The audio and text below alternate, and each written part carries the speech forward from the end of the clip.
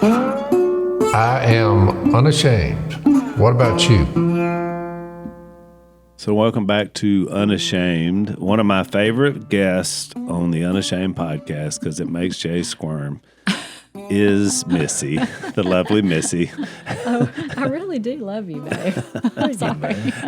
It's just something about having the Missy truth detector in the Unashamed podcast that just makes me smile. She says I have a tendency to embellish some of the stories. I wonder where you got that. You're like Mom when Dad says she's not a hoarder, but she has hoarding tendencies. Yeah.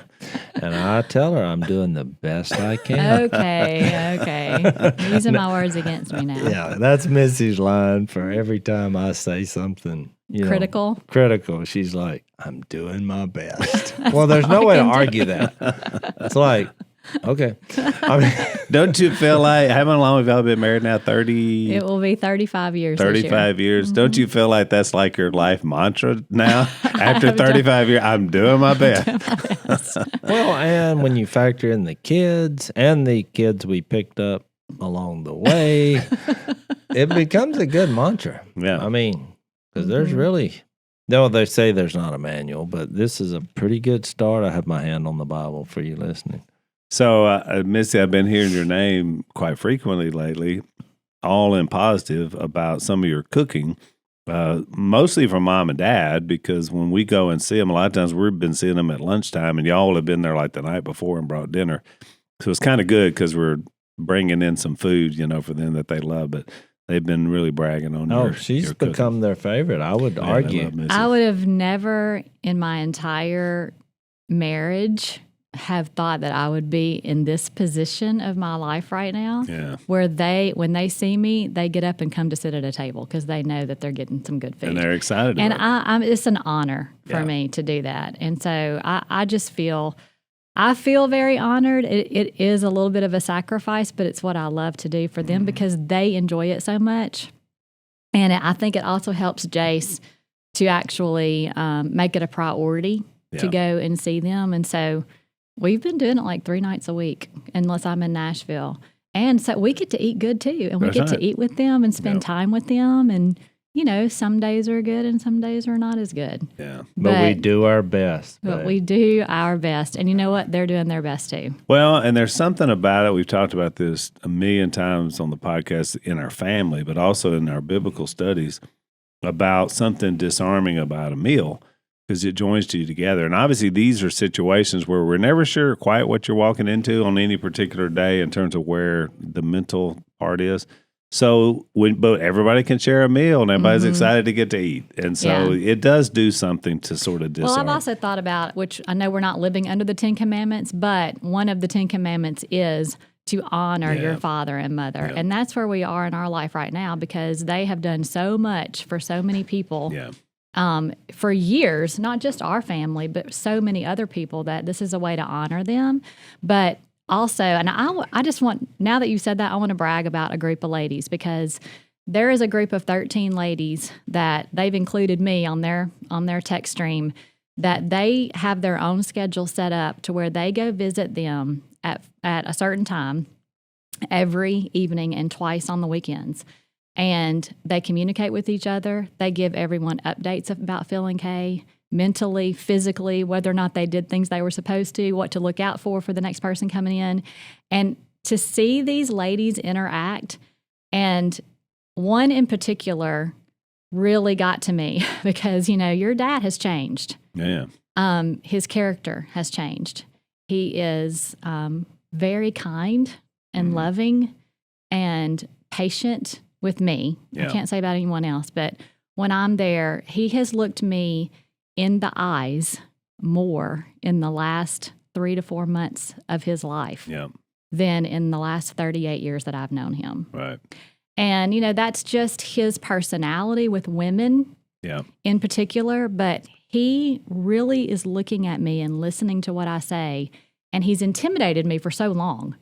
Now I'm just like, I think I sang to him the other night. Oh, that was moving, by the way. Because I just wanted to tell him. I was telling him about this weekend, and I'll tell you about that, but our listeners too, because it was amazing. But I had some young ladies in, and I was telling them about the experience that I was able to mentor them. We had 4 different Bible sessions, and we talked about women in the Bible and how Jesus reacted to them. But one night we just talked about who Jesus is. It doesn't matter what he says or does if you don't know who he is.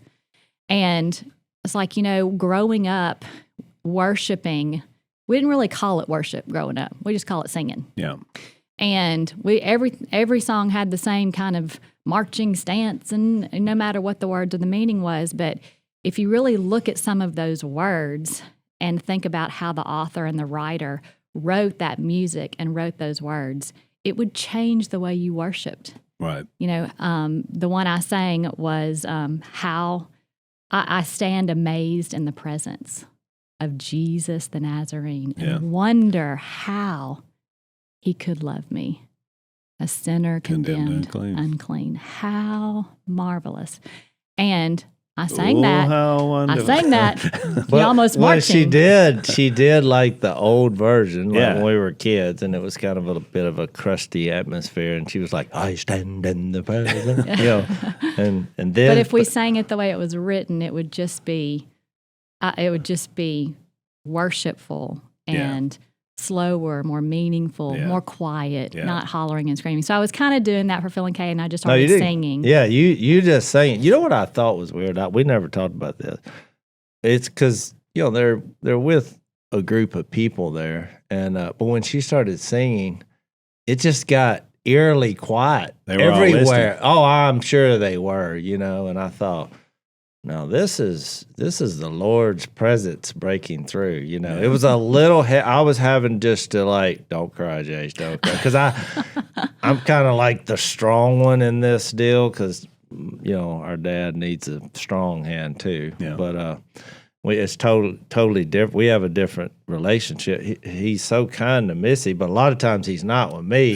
Just because he's some days he's not happy. He's more griping about his current condition, but he doesn't realize that's what I get it. I'm like, you're not doing well, Phil. I know why. And he's like, do something about it. Yeah. Well, you feel helpless. You're like, well, Phil, we're doing the best we can. I literally say what we say. We're doing the best we can. You just want to bring comfort and some peace and calm to them in their situation, because even though they don't quite understand what's going on and why it's happening, they don't like it. Yeah. So you want to bring something to them to make them feel better about the situation, and family can do that. Yeah. So I enjoy it. I really do. I never thought that I would, but I look forward to seeing them every other night. And if we can't go, I'm like, I told Jase I went to Nashville for a week and came back, and we were on our way to see them. And I said, is this weird? But it was when your mom was in the hospital and he was by himself. And I said, I missed your dad. Yeah. And Jase looked at me and he said, that's weird. We just kept driving. Things are getting weird. Well, and she's right, his personality. That's why I tell people, I was like,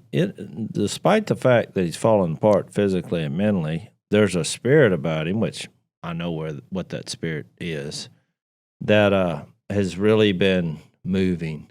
And he is. I mean, it's like even last night, was it the night before? Night before last.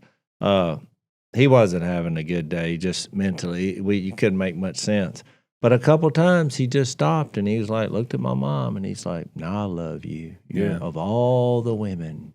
That's the one thing he keeps making sense about. Which is interesting. You talked about those personality changes. I saw it some with Phyllis even before he got with the Alzheimer's now, but he's done that more and more with Mom, and is so appreciative now that she's with him and she's there. Yes. And so he will say those words that I had never heard him say either, which are powerful. So, I mean, we all get to contribute to that now, which is great. And I commend you both, because you both have put a ton of effort into helping them.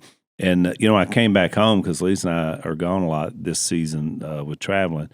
And so I decided I was going to do birthday pies, because that's one of the things I can do. Well, I mean, nobody in our family really needs anything. And so, it's something you can do that people enjoy that you wouldn't get somewhere else. So, but I only can make 3 at a time, because that's all I've ever, I guess I could make 4, but I don't.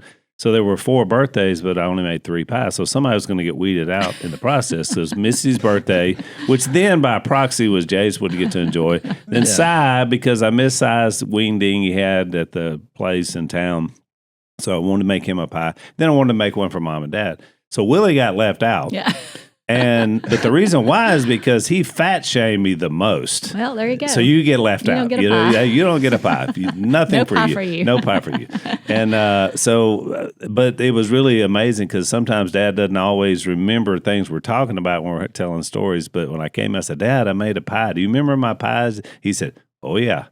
Yeah. So it's like, oh, yeah, I hadn't forgotten that. Remember that pie? He was like, mm-hmm. And he was trying to think of what to call the cherries. But it was like, oh, yeah, I want some of that. But he enjoyed it, which was great. Made me feel good to be able to offer something like you're doing.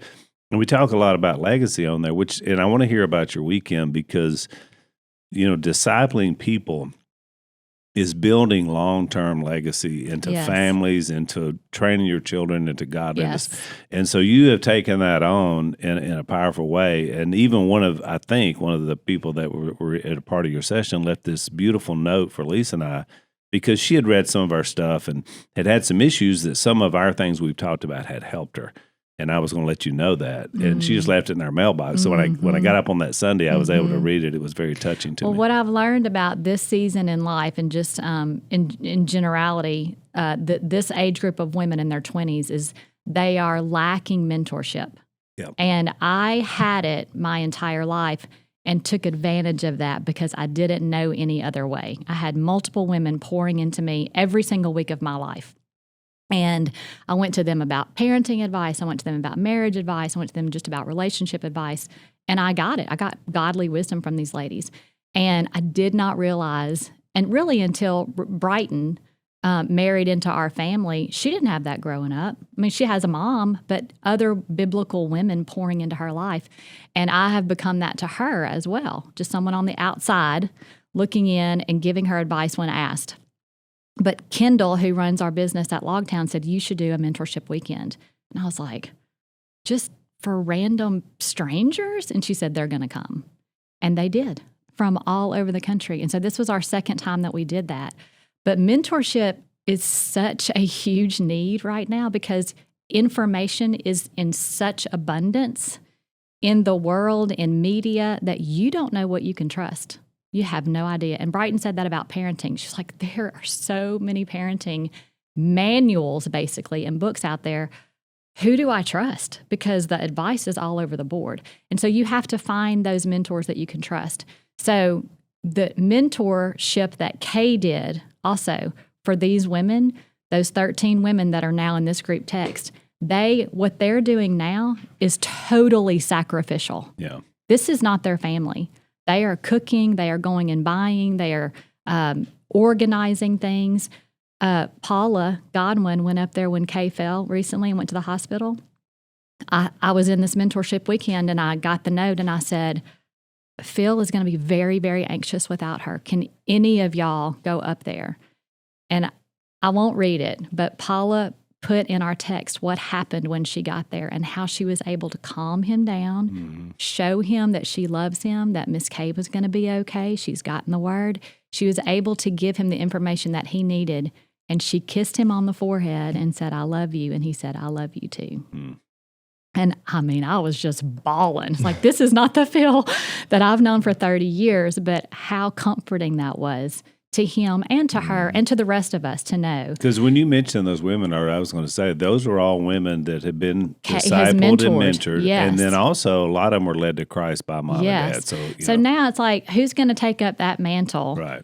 And now I have a couple of those weekends under my belt. And boy, this past weekend was off the chart. It actually made old Jase cry. Amazing. He started crying, We heard baptizing about one it. in the pool. So, Yeah, I told that story. you told the She's story. giving you the context, but because it was 13 women. What's up with the 13 women? Are you proving that you're not superstitious? it's actually God is sending those women. I have nothing to do with it. Kendall is, making sure that they are in the right place in their life to be able to be hearts open to absorb what we're going to say and how we're going to teach them. But, my friend Tara, who is an avid Unashamed listener, was there. I've known her for 30 years, and she's also one of the ladies that goes and visits your parents on a regular basis. And so she helped me this weekend. She fed into these ladies as well, and it was just a really, really wonderful thing. We gave them a Louisiana experience with crawfish and all that, but what they thought that was fun, but what they appreciated the most was the authenticity, which is what our family is about,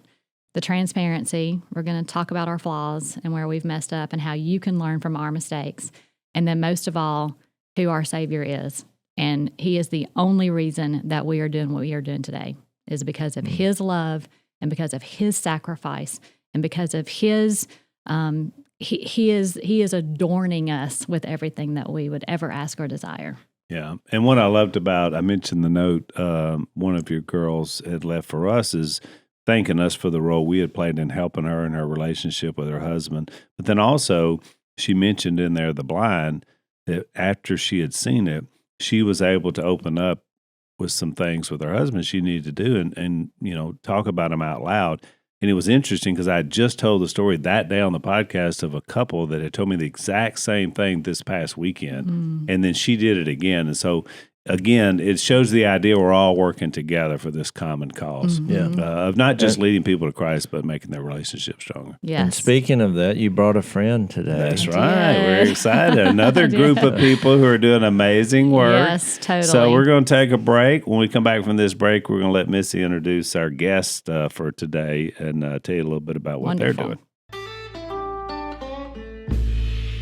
So, Al, you guys have just bought a new house, correct? Correct. And you've sold one, or you're trying to sell one. In the process, yes. In the process. Jill and I will tell you, our best investment has been the homes that we've purchased and that we've lived in. Of all the things we've invested in, that's been it. We've bought quite a few homes, and so I know the importance of making a big life decision like purchasing a home. Now my oldest kids are in that phase where they're looking for homes. And the one thing that I tell them is make sure you get to know a really good mortgage broker. When it comes to big money decisions, what you need the right information and you need guidance from someone that you trust.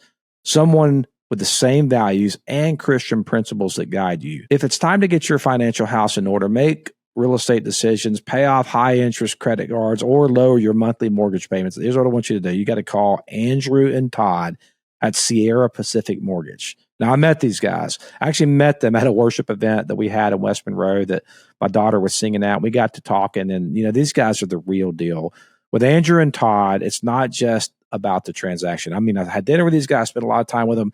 They're good guys, and they really do care. They bring honesty, knowledge, and 40 years of experience to the table to find the right solution for you and your family. So for those big money decisions, Andrew and Todd have the right answers that you need for clarity, for financial peace of mind. Plus, you're going to really love working with them. I'm telling you right now that the next home I purchase, I'm going to call Andrew and Todd. Call Andrew and Todd, the guys that I trust, and they can help you too. Call 888-888-1172. That's 888-888-1172, or visit andrewandtodd.com. That's andrewandtodd.com. Welcome back to Unashamed. We have a guest here. Missy, tell us who our guest is and how you guys became friends. Absolutely. I'd be honored to. Kimberly Fletcher. She is the president of Moms for America. And I'm going to let her tell what that organization is, but I will remind the audience, she is the one who asked me to do the speech at Mar-a-Lago. She gave me the honor of being awarded a mother of influence. And they got to spend some time with us last night and this morning. And I was telling her, I'm not really sure exactly how I got hooked up into all of that and I brought this to show her, but in the brochure, the program of that Mar-a-Lago event, you can see, and we'll show this for the YouTube audience, but for the listeners, I'm on the same page as Tulsi Gabbard, with her hair blowing in the wind for her headshot. Vivek Ramaswamy in his presidential gear with the flag behind him. And they told me to send one in, and I found one I liked, and I zoomed it in, and there's my black crock pot sitting on my kitchen counter in the background. So I don't really know exactly how I got hooked in with, Attorney General Lynn Finch, who argued the Dobbs case in front of the Supreme Court. And so won. One from Mississippi? Yes. She is amazing. She's amazing. Met her at the event. She's and awesome. then Gracie McGillicuddy, who is just an advocate for millions of abused children over the years. And me with my black crock pot in the background. So Our lovely Crock pots are never a bad appendage. They're never a bad backdrop. It is the perfect. It's the epitome of a mother of influence. Exactly. You showed. Well, it's so crazy. Our lovely producer, Maddie, put up the episode where we told that story because it ended with actually President Trump coming in and while Missy was giving her speech, and it for all the believers in the world and in the room, it was like, because people were like, the president's here, and I was looking at Missy and I was like, I don't think she's quite finished because she was reading Acts 17. no, I was not done. It was the most nervous I've ever been, but Maddie put that episode. We talked about it. It was, by the way, it was a very momentous episode. It was 1001. 1001. So want to go listen to her speech, Okay. they actually put that there. But to President Trump's credit, which meant a lot to me because that's the most nervous I've ever been in my life, just seeing her in that situation. She finished her speech, and he gracefully listened. He allowed And- me to finish that speech, which is the man he is, you know. Well, and for you to be, and anybody who's been in that situation, when the president walks in, it's I've like, never been in that situation before. I'm sorry, it's not just running the I love mill that day. Kimberly says like, yeah, you know, when the president walks in, we've all been there, right? It's like a mic drop, moment, and everybody just stops. The whole room moves, and everything's about Oh, him. yes. And you're up on the stage. I have never seen anybody handle anything with such class and grace and courage. And your message was so incredibly important. And I, to this day, say it made the day. It was a message that needed to be given, and you weren't going to stop. And he did. He stopped and he listened. And I was so He did. Well, she like grafted him in. She's like, and he's going, our president's here, and he's going He to respects the values that our country was. That's built right. She on. like made him a part of what this movement is, and she was talking about Acts 17, which is kind of us imaging God in what we do. I felt sorry for, I think, Sharona. She finally put her hand on my back, like, okay, the president is here. I was like, So what does- Jesus is the subject, so just let me finish and get that out. It wasn't as bad as Dad. Did they start playing music No, to get they you didn't off? do that. Yeah, that's No, what happened to no, Dad. They at CPAC one year, they literally just like the Oscars. It was like music's playing, the lights are lowering. Please get Phil off the stage. Oh, I've been there. I've had music start while I was talking. I was like, They okay. were very professional, amazing, patient, respectful, all of the wonderful things, really. So thank you again for that. it was an honor am in well awe. deserved. So tell us Thank about Moms for America. Yeah, Yes. exactly. Yeah. Okay. So I founded the organization in 2004 in a living room in Dayton, Ohio, with 26 women, and we have grown to a national network of over 500,000 moms across the country. Wow. Reclaiming our culture. That's really what this is about. Reclaiming our culture for truth, for family, for freedom, and the Constitution. And we are creating a silent majority movement of these moms because we're out there. There are way more of us than there are of those who are trying to destroy the country and cancel everything that we believe in. And so we're like the tribe for moms. We're the support group, where they can come and feel like, I'm not alone. I'm not the crazy one. So it's really about supporting the silent majority of moms who love God, who cherish freedom, treasure family, and understand the powerful influence that we are. And if they don't know, that's one of the main things that we do is help them understand just how powerful our influence is in our homes, our communities, our nation. And of course, through our vote. That's really important. So Thursday night of the night of this event at Mar-a-Lago, there was a reception. And I told Kimberly, I was like, usually we blow those off. No, sorry. I mean, it's just, we usually just don't go to those. And Bonnie was there with me, and none of my family had gotten there yet. And I was like, let's just go and hear what they're about, like update on what this movement is. I am so glad we did, because the women in that room, I just thought it was Kimberly and her team. No. It is women all across America in their tiny towns or in their large towns. That sweet little girl from San Francisco, that she's changing the world. She is. And she's from Africa. She is. And so she came to this country for freedom and realized she's not finding it because these schools were telling her how to raise her children, and it was not in a godly way. So she was just one example, but I told her every single mom and lady who opened their mouth, I was in awe of. of what they believed that they could do. They're not famous. They're not a celebrity. They may not even have college educations, but they knew what they wanted for their children, and they were joining with Moms for America because they knew they could make that happen.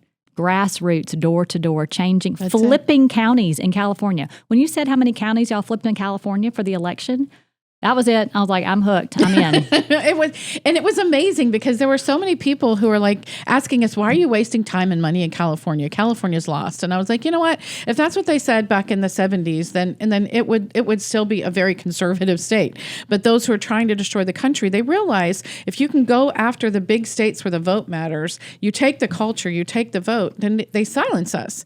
And I'm not going to be silenced anymore. And that's Nancy, our San Francisco mama.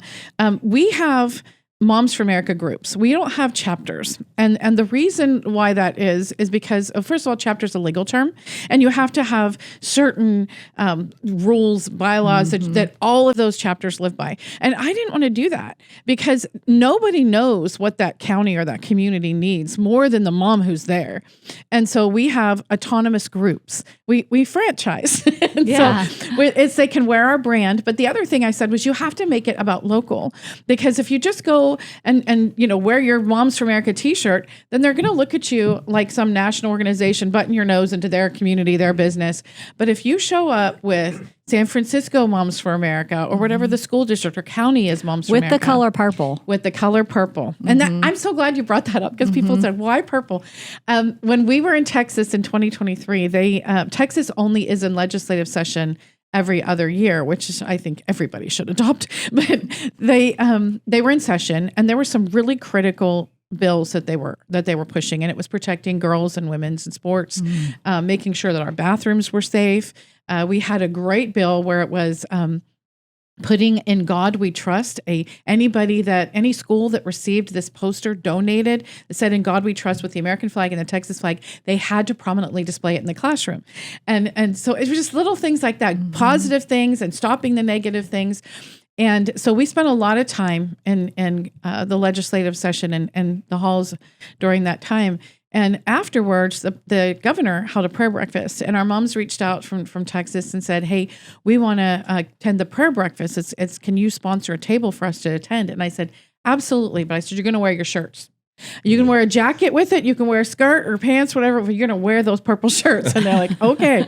And so the governor came up to them at the prayer breakfast and he said, "Ladies, you have the most powerful brand in Texas. Keep wearing it." And I think the significant part of that is why purple? Everybody is a why purple. So lavender is a shade of purple. And it's really when we were doing the Moms March in 2017, you're going to have t-shirts, you got to have a color, you got to have a theme. And so I was looking at all the palettes and this deep lavender came across and I just immediately looked back and said, that looks like mom. And so I started to look up lavender and purple. Well, lavender is a color that means purity, devotion, love, everything that we are, the best in us. And it is purple is a color of royalty, and we're all daughters of God. Yeah. And it's red, white, and blue blended together. So it's the color that unites us, and it represents the best in us. And that is what we symbolize when we go out there. We're about lifting the culture, not getting angry and yelling and becoming like everybody else, but being that classy, standing up strong, courageous, but being able to stand up for something positive and being the light where you are. So, Zach, one of the things we talk about a lot on the podcast is, being unashamed of our faith. And you realize that, with that is going to come naturally some persecution because we're going up against the evil one. And so this comes back to you. Have you found in your walk and your discipling of others that people that are persecuted give you strength? Oh, absolutely. Particularly when you hear about what the work that's going on with our partners at Voice of the Martyrs. I mean, those guys are on the front lines of the battle, and so we want to support everything they're doing. Yeah, that ministry has been so important to me through the years as a pastor, especially because these are stories from around the world where people are being persecuted for their faith. Our good friend Todd Nettleton, who is the Voice of the Martyrs radio host, has written a new book. It's called When Faith is Forbidden, 40 Days on the Front Lines with Persecuted Christians. And it's basically Todd going on his journeys through these restricted nations around the world and just interviewing people and getting their stories, and they're very inspiring stories. They challenge you. This is set up in a devotional format for you to be able to not only read these stories and be encouraged, but also then to want to help. And that's what Voice of the Martyrs is all about. And the good news is this book, which is tremendous, which is going to challenge and encourage your faith, is free. Request your free copy of When Faith is Forbidden by calling 844-463-4059. That's 844-463-4059, or visit vom.org/unashamed. That's vom.org/unashamed. Made me think that's why God called, wasn't it Lydia? She was Acts 16. Acts 16. I'm like, She was a seller of purple. Yeah. I'll be doing a sermon on this. In a Oh, yeah, couple of I'm weeks. taking notes, Kimberly. I get sermon ideas from everywhere. So I had a question for you because I don't remember who said it. I wish I did, so I could give them credit. But somewhere a few years ago on the podcast, we either had somebody on or I read something where they said something that has stuck with me. They said, if we lose the women in our culture, we lose the culture. It's Isaiah 3. Read Yeah. it. Oh, there you go. All right. See, I should have known There there you was a go. verse. But when they said it, the reason it had such an impact on me is because, being a man, you think like a man and you're in these debates and arguments with people. And then you look at you and you see our culture and you realize, to me now, just kind of looking at it from a 30,000 foot view, at how most of the cultural things now, especially on the left, are being led by women. They are. Women are destroying the country. It is, and again, as a man, you say, you're sexist, you're this, you're that, but just look at it. Just look at who's protesting, who's out there. And so when organizations like yours, from a person who doesn't know that much about it, but when I see the engagement, it just reminds me how important it is to be in this battle, because I thought these issues that you mentioned, whether it's men and women's sports, trans, all the different things, they're being led by women. No doubt about it on the left. And they're dedicated and committed. Empathetic side Right. that we're supposed to align Well, with. Don't you think it's ironic that all these women's organizations, their main objective now is to erase women? To destroy women. It's like, Yeah. Isn't that crazy? Yeah, especially with the athletics and all that. I mean, you're demeaning these women who have practiced. Your friend, what's her name? Riley. Yeah, Gaines. Riley Gaines. Yeah. I mean, she's like, that's her whole point. But you told a story last night, and there was a lot of legal things going on, but you just told about all these moms going to the court, and y'all weren't like picketing and being violent, but just the power of a bunch of moms in the courtroom. Please tell about Texas and the school books. okay, so this was absolutely incredible. Most people don't know that there's a textbook war. That's actually what Most they call it. people, Yes. like 99% Have of no people. idea. Have no idea. And you have no idea that we saved you. So please tell us. So we were at CPAC, and it was 2022, and we found out that there was it was 2023. Sorry, that makes a difference. We found out that the state school board was trying to pass this curriculum that would have been adopted in all the school books. So the reason why they call it And all of the school books all across of the the school books entire across the country. So the reason why they call it textbook wars is because it's all between California and Texas. They have the majority of students in the country. And so they figure, well, it's representative of the whole country. So whatever their state standards are, that's what we'll put in the school books. Well, Texas has been holding California back all these years, but they've been slowly integrating these, crazy things into the textbooks. Such as? They have. And so like they're such as like DEI, Yes, all of these. DEI and the transgenderism. Really, what they've done is they started with simply taking out the history and then changing it to make America bad. So America's bad. And literally the school books are teaching you to hate your country, hate your neighbor, hate yourself, and completely disconnect from your parents and your family. Everything that tethers you, they're trying to rip away from you. And there is a curriculum that actually the Chinese Communist Party is pushing out. And they've been very successful at putting it in universities, and they're pushing it in high schools, they're pushing it in sports. But they were going to adopt this whole curriculum into the standards for Texas. And it was called TEKS, the Texas Education Essential Knowledge Standards. And they were going to be pushing all of this. They were going to be promoting homosexuality. And I just want to make it clear. I don't care if you want to marry a tree or sleep with a bird. I really don't care. You do you, I do me, but let's leave the kids alone. I think we can all agree on that. Yeah. And it shouldn't be pushed through the school system where you're confusing these kids. And now to the point where they're telling them they aren't who they are. Taking away your identity that God has given you, that is probably the most heinous thing that you could do. And it's confusing these kids. All of this was being shoved into the curriculum.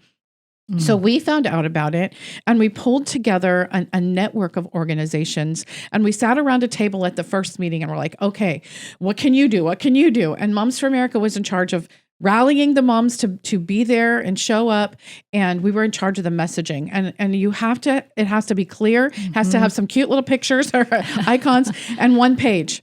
And so we put that together and we gave it to all the moms so they could then share it, make phone calls and call the different members of the legislature, call the school board members. So they were trying to pass this in the midnight hour because they knew that we were going to win the state school board. There was the election was coming. We were going to win in November. So they were trying to pass it before the November election. And so they had scheduled a September or late September, early October date. And we had like 5.5 weeks to prepare for this. And so it was the most beautiful, amazing thing because the whole room and the committee room was just filled, and they had it being live streamed as well. So I was listening to it. And here I am in Missouri, and this is happening in Texas, and we've got moms all over the country who are aware of this. They're listening to it because they've all contributed and made phone calls. The seats are filled with women, with moms. They were all moms, and it affected all of us around the country. So all the moms around the country were calling in and saying, "No, don't let this happen." And there was a mom who got up. She's Hispanic, and she did her speech in English, and then she said, "No, my time's not up because now I have to do it in Spanish." And so she did it in Spanish for all the mamas who were listening in Spanish. And it was incredible. We were able to win by 1 vote. Amazing. Wow. And then they tried to do another last minute thing. They held back one little piece of this that could have opened the whole door again.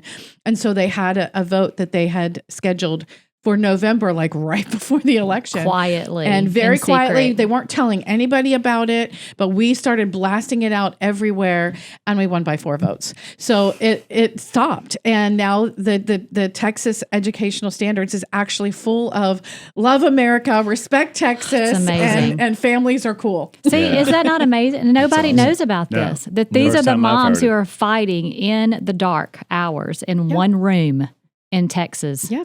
That's what's keeping our country free right now. So there's another story I just love to tell because people don't realize just how powerful and influential that you are as a mom. And when you think about what you were talking about with leveling the culture, we're determining it. Yeah. Women determine the level of the culture. And wherever we set that bar, that's as high as it's going to go. That's right. So if a woman walks into an office and she's just got the job, she walks into the office, so she comes in dressing not very well, immodestly, and she's cussing like a sailor. That whole office is just that's what they're gonna be. But if she comes in dressing classy and carrying her head high, and they're still going to swear because that's what they do, but they'll apologize every single time because she has set the standard, and they're going to want to rise to that standard. It's really true. So we're setting this culture, and we need to rise it because it's the whole Esther and Jezebel. The Jezebels are running amok out there, and the Esthers need to rise up, and that's what Moms for America is doing. I got good news and bad news, Al. Which one you want first? I always like the bad news first. So the bad news is I've been recruited into expanding the landscaping empire. Now the pool area Jill has commissioned me to do that. The good news is that I'm going to be able to do it at an affordable price because of fastgrowingtrees.com.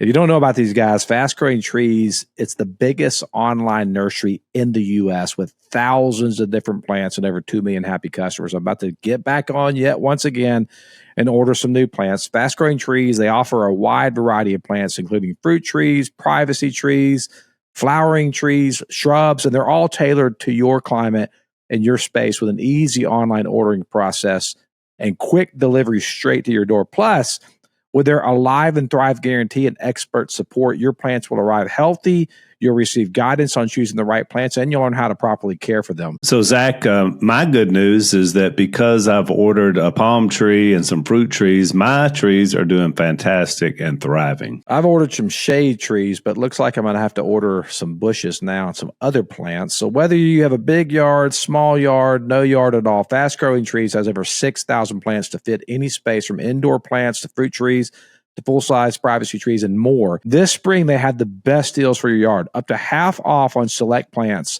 and other deals. And listeners to our show get 15% off their first purchase when using the code Unashamed at checkout. That's an additional 15% off at fastgrowingtrees.com using the code Unashamed at checkout. fastgrowingtrees.com, code Unashamed. Now's the perfect time to plant. Use Unashamed to save today. Offer is valid for a limited time. Terms and conditions may apply. Listen, if you care about your family, if you care about your kids, that's what we're doing. We are protecting our children. We are reclaiming the culture. We are restoring the Republic. And the Republic all stands on those universal principles and truths: God, freedom, and family. And that's what our foundation was. And that's how we lifted up and became the most prosperous nation on the planet. Why would we want to lose that? So we are not a political organization. We're not a religious organization. We are a principle-based organization. And you can deny God all you want, but the fact of the matter is our founding families very much believed in him. And that's history. So you can take that into the classroom and you can say, I'm sorry, I'm just reading the founding fathers' own words. Right. Don't tell me what he said. Here's what he said. Here's the letters that they wrote. It was very clear that the Bible is our sacred book. This is what all of our laws are founded on. So we need to go back to that place where we have that foundation that holds us together and unites us together as a people. And that's why we're so excited about celebrating America 250. I think this is an opportunity for us to come together again as a country and stand for those things that do unite us. The Declaration of Independence, the Constitution of the United States. I mean, that's our mission statement, our bylaws, our birth certificate. That's what unites us together. And every state that came in the Union adopted those things. And when people are coming from other countries and they're understanding more what America's about and wanting to fight for it than those who are born here, we need to turn that around. We need to change that. So we have a program called the Cottage Meeting Project. It's like Tupperware for Liberty. And you can do it in your home. You can invite your friends in. You can do it online. We have them online now. And you will learn the true story of America, the principles of liberty and the Constitution in a way that is relatable to moms. And it's life-changing. That's what we hear the most. It's life-changing. And even if they only meet once a month, by the end of a year, they have more knowledge and understanding of America, the principles of liberty, the Constitution, than the majority of elected representatives, judges, and attorneys in the country. And we have tons of anecdotal evidence to prove it. And we have had moms who've gone toe-to-toe in respectful conversations with those who represent them. And they're like, wait, how do you know this? Wait, let me take notes. Because the Constitution is a simple document. It's what the people who've destroyed it have tried to do. But this comes down to one thing. We are in the middle of the biggest war of our lives. And there are only two armies, God's and the devil's. And you just have to decide which side you're on. And no doubt. God wins in the end, so you might want to be on that side. But this is, if the devil had a religion, it would be communism. And what we are seeing is a Marxist communist takeover of our country. And the only thing standing in the way is moms, because what they want is our kids. And we are going to stand there with our husbands, with our men, and we are going to make sure that that doesn't happen. And that's why this massive mom movement has just risen to the top, because they crossed a line when they went after our kids. Well, when we think about our kids, we've always thought about it as Christianity is, we take care of the ones who can't care for themselves. Right. We take care of the children. We take care of the orphan. We take care of the elderly. These are the ones that the other side is exploiting. Because for the reason that they are vulnerable and that they can be used. And so we have to stand up even more. And so what you're doing with moms, I told Jase, I was like, you come between me and my kids, somebody comes between me and my kids, they're going to see a side of me they have never seen before. It's like I turn into a different animal or something. A lioness, a mama bear, whatever it is. It is going to come out. And I've had to advocate, medically for my kids, spiritually for my kids. And it does. It turns you into something else. And so it's smart that the moms are the ones that are being that are willing to be used to do this. Because I was sitting here thinking when our kids were little, when Reed first went to kindergarten, and I was like, we're going to be those involved parents at school, private Christian school, very much in a bubble, but we're going to be involved in this. And so we went to the orientation. He and I together went to the orientation for Reed's kindergarten year, and Jase on the way home said, I am never going to those again. And he never did. I was the mom, who went to all of the open houses, who went to all of the orientations, every meeting, all of the things involved, because that's what moms do. Dads really don't want to do that. Well, Am I he speaking lost for me. you? Look, this guy gets You up. don't have to tell that Can story. I tell that story? Please, let's not. It's the most fascinating story, babe. Look, because you're talking about people have. I'm going to do something. See what happens on this podcast. That Yeah, wasn't no, that bad. Look, wasn't that bad? But I thought this is a terrible standard because he said there's one rule he really hyped it up, and he's like, "There's a word we'll never say." Well, I'm thinking it's got to be And a it's four-letter word. Corporal punishment if you say this word. Yeah, say this here. word. So You I'm will on the be edge of my paddled. seat, and I'm like, is he going to spell it? He literally had me riveted. And he said, and I'm going to say it. And I was thinking, there's kids here. And look, he said, and the word is, and it was just, I was just Drum like roll. this. And he said, but. Like your backside. Yeah, it was a 4-letter word. B-U-T-T. I thought, I'm out. If Jase can't say but, he's And out. I told my kids, I was like, you remember what he said about the butt thing? I will be your advocate. Because I was so appalled. Well, I wish we were back there. Holy cow! The stuff Would that be they're teaching. something, No, I Kimberly? know. That's where we That's were. why she didn't want me to tell the story. But I just thought, of all the things, that's what we're going did some with. small I'd love, private let's Christian. just go back there. But I'm making the point that it shows you about people in charge. This old boy evidently had a traumatic experience about the word butt when he was a kid. And he infused that. They did a wonderful job and they're wonderful people. And I hate throwing them under the bus, but I was thinking, think bigger. There's a lot of other words that are way more offensive than that. Well, imagine what we're fighting now, what you're talking about. Do you feel like you guys, because you mentioned about textbooks and schools and school boards, is that sort of the frontier now in terms of culture? Do you think it's, obviously you guys are doing a lot of work there. I will say some of the most riveting, most put hair standing up on my arms moments is watching mostly women, mostly moms, in their minutes where they get to speak to power. Really talking about these issues that affect their kids. Those things are inspiring to the rest of the country, and you're starting to see it more and more. Well, you are, and the media stopped reporting on it Yeah. because they've realized it's backfiring on them. Right. But the significant thing is that they opened the door. And they went in and they were obviously justifiably angry. But they were going in just being right and angry. And what we did was help them be powerful and effective. Yeah. Because if you're just going in with a t-shirt and yelling, you're losing. Yeah. But if you go in and you have a compelling argument and you're speaking truth, and if all you're doing is reading the books that the children are exposed to, and they're saying, you can't read that here because it's on public TV, then you're like, you just made my point. Exactly. And that's what's happening. And the kids are begging. They're literally coming home begging their parents, please don't.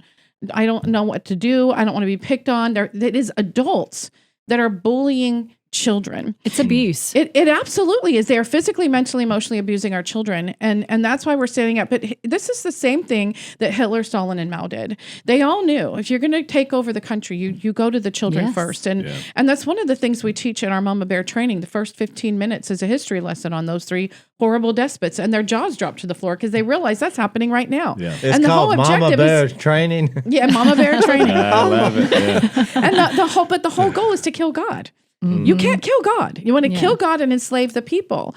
And that's the reason why they're attacking America. It's like the last bastion of hope. So the most valuable app that you can have on your phone in 2025 is Upside. I have it. No other app out there gives you the power to earn more on the stuff that you buy all the time. Whether you're filling up on gas or going out to eat, shopping for groceries, Use the Upside app. It gives you the opportunity to earn cash back on every purchase. Last time I filled up my truck with diesel, I got $23 cash back. Upside users can get as much as $280 a year back. The free Upside app gives you cash back on daily essentials like gas, groceries, and dining. To get started, download the free Upside app and use our promo code Unashamed and get an extra 25 cents back on every gallon on your first tank of gas. There are over 100,000 gas stations, grocery stores, and restaurants on the Upside app, ensuring that cash back is always just around the corner.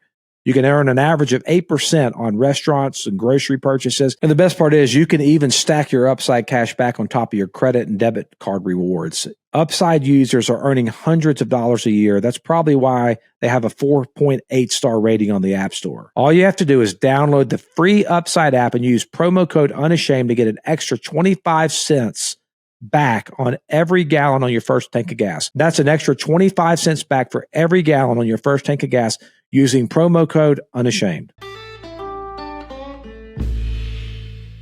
And when we talked about America 250, it all started these Liberty trips. I wanted to do these Liberty trips where families could go and they could experience America and the story of America, unite us together again as a people, stop the divisions. And as a family. And as a family. So we came up with this adorable little puppy, big old puppy named Liberty. So you were holding it earlier, and I was wondering if it was your support. I didn't even know. This is my She dropped it earlier, and she was trying to pick it up with her feet. I noticed. Oh, I didn't know that. Well, look, you've been so inspiring. I literally thought you just plucked it out of thin air. It crawled around the floor for the first 5 minutes of the podcast. Your whole speech, I've been hearing God say, send in the moms. Send in the moms. Here comes the dog. All right, tell us about the pup. So the Liberty it's about going into all these Liberty trips. We have 1,000 locations that families can visit, monuments, memorials, where they can go and visit and learn the story of America and take Liberty with them and take pictures and share on the Instagram. And where's Liberty? Wherever you are. And we have children's books to go. But here's what inspired it. I was in Hawaii, and there's this little known site that is a Bedouin temple, and it has grave sites and everything. But it had this little moniker that we hadn't noticed for forever. We were there a dozen times. My daughter in the back was 14 at the time, knowing about, I love America. She said, Mom, that sign says Gardens of America. So I'm like, oh my gosh, it does. And it's a little sign. So we go up the road that was off to the left, and we found this large 20-foot granite monument, and the inscription on it, this is what launched the whole entire idea of bringing us together as a country. It said, in response to the promise of liberty, opportunity, justice, and freedom of religion, we left our native lands, which we loved so dearly. I think about that. They loved where they were, but they came here because they believed in these things. And coming from the farthest corners of the world, we arrived in America.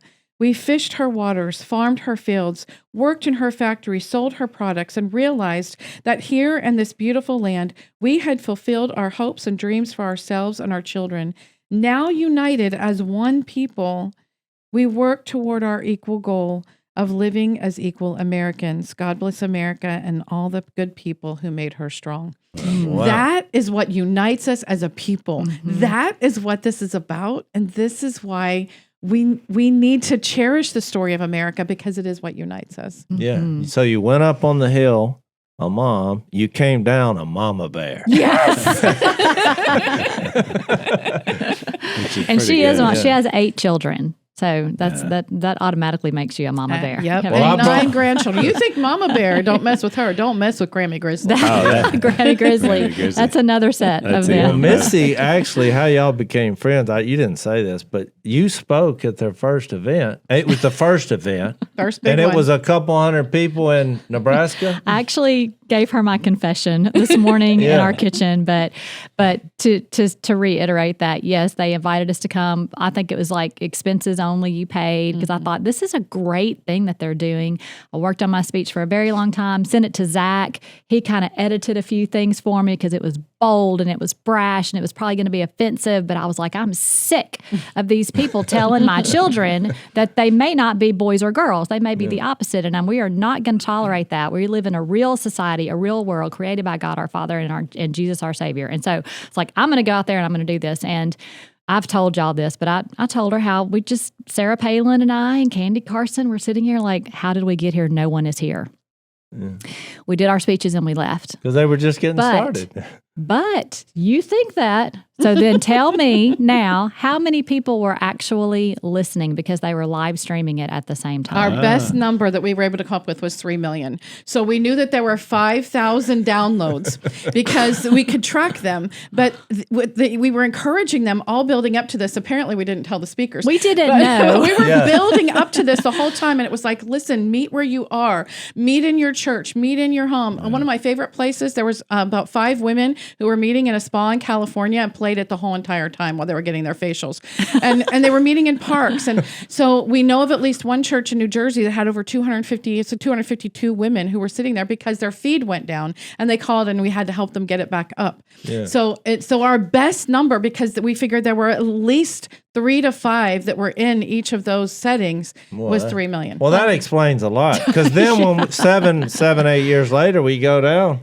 Because when she said, "Oh, we've been invited to Mar-a-Lago, that Moms for America," I thought, well, they've come a long way. And that's where I thought of that when I thought, I think God said send in the moms. Yeah, it was 4,000 cities, 23 countries around the world. It was incredible.